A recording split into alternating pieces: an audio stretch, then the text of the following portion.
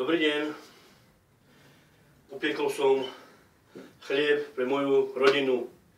Keď chcete, môžem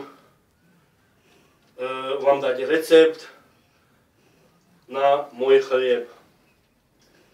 250 g hladkej múky, 250 g pšeničnej múky, jedné droždie, vlažná voda, do toho dáte 3 lyžice octu,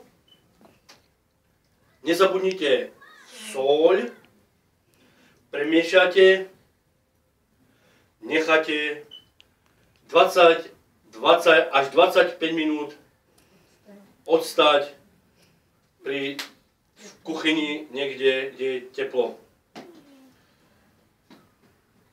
A potom vyberiete, trošiličku prepracujete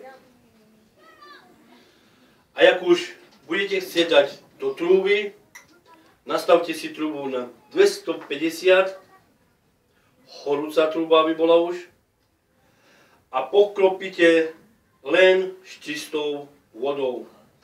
Necháte ju v trúbe tak asi 30 až 35 minút.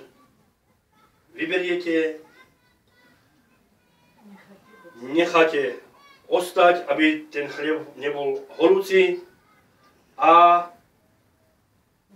môžete sa do toho pustiť.